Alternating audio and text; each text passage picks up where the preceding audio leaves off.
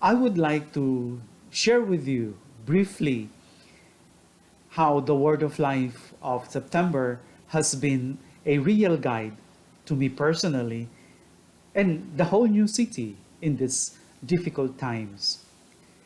I think wala sa atin ang hindi naapektuhan, no, sa mga kicks and blows of the pandemic that has affected our individual and collective life. This is also true to New City. At the start of this year, 2020, I had in mind a clear plan how to make New City going.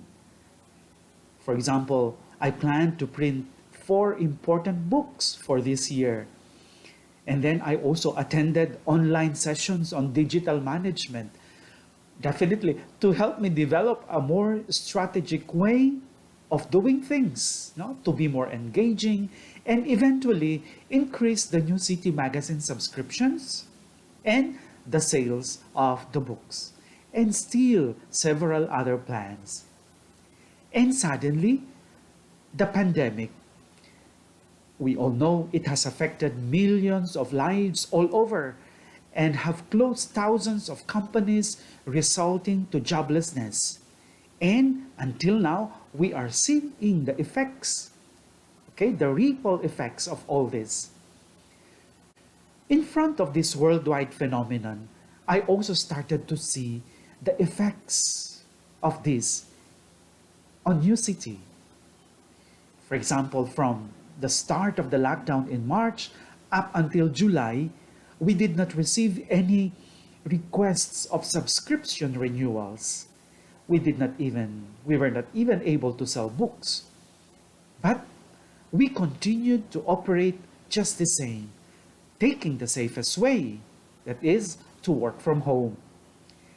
The monthly disbursement continued to eat up our new city's resources without any return. And this has caused me anxiety problem and often even nightmare attacks. Amidst the uncertainty we were in, an idea popped up. Why don't we create something that will serve all the subscribers while at home during this time of the pandemic and be able to access the monthly New City magazine?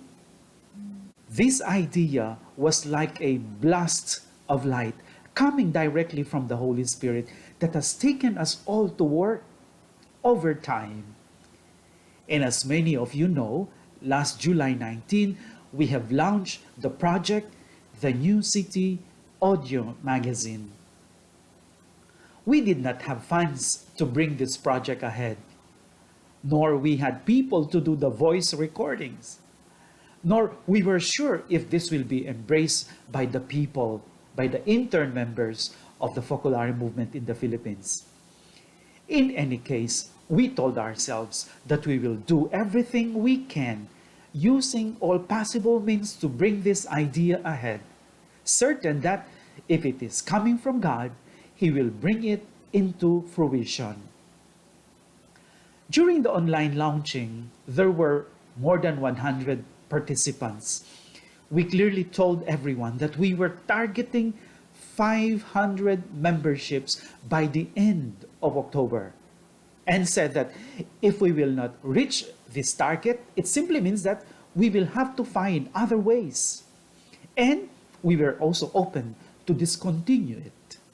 But one thing we had in our hearts was this idea: give and the best, give all the best that we can and entrust the rest to the Father, certain that He will bring this ahead if it were His will. The launching made a great impact to all those who participated, congratulating us for this novelty, the very first ever in the market among the more than 30 New City international publishing groups. But weeks were passing.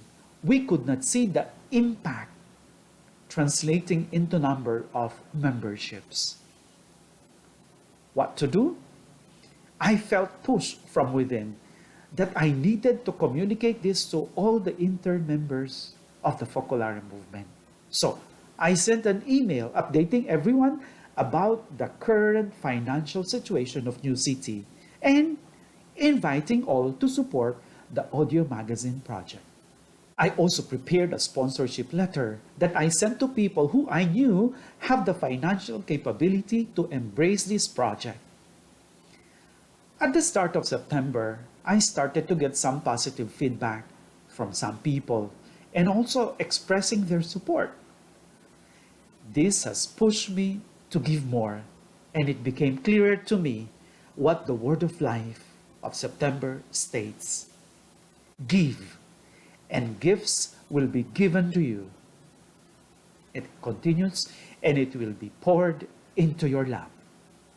I felt personally that here in these words, there is a call for an inner conversion, which means not to doubt, and that these words are life.